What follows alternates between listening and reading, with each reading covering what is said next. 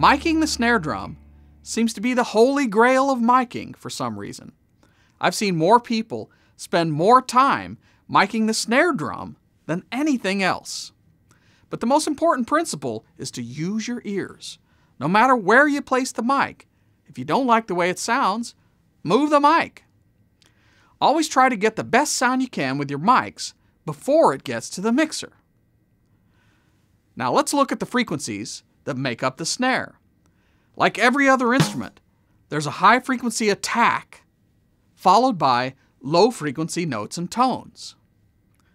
Both the high and low frequency ranges are important. The high frequency attack that starts the sound is between 1 and 5 kilohertz. It's the snap or crack sound. On the low end, the body of the sound usually starts around 150 hertz, but can vary with drum tension. It also has resonance frequencies up to 10 kilohertz because of the snares underneath. The body of the sound also contains the wood sound or the warmth of the drum, which is usually in the 200 to 250 hertz range. Remember, high-frequency attack sounds trigger our brains to listen to the low tones that follow them. So it's important to capture both frequency ranges. I think the best sound of the snare drum comes from the very middle of it. That's where the meat of it is. And a lot of the time, I see people pointing the mic at the edge of the drum and very close to the surface. I think that makes a thin thud of a sound. It seems partly that they don't understand how well the pattern of a cardioid mic really works. Put the mic at the edge of the drum, about 1.5 inches above the drum head, then angle it directly toward the middle of the drum. Trust me, you'll like it. And make sure you pay attention to where the back of the mic is pointing. I like to point the back at the hi-hat. Then I get the least amount of hi-hat in my snare mic channel as possible. Now, if you want to change the sound, vary the angle of the mic.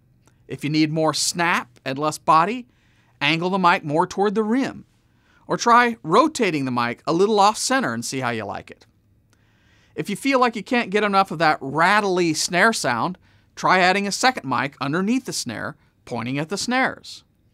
It's not something I prefer, but there are people who like it.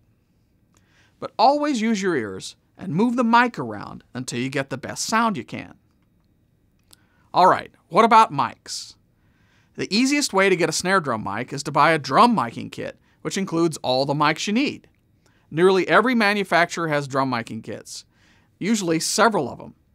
If you can, try before you buy or find a dealer with a generous return or exchange policy so you can compare.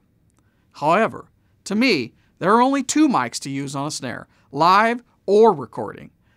One, the Shure SM57. It's the gold standard. 2, the Electro Voice RE20. It's big, more expensive, and great. To me, they define the way a snare should sound. I'll say it again, mics are the most important gear you buy, so try before you buy and choose wisely. Let's review. To get a good snare sound, you have to capture the body of the sound and a nice high-frequency crack or snap. So move the mic around using the techniques in this video and use your ears to decide what the best mic is and where it should go. I'm Greg Hill for AV Genius.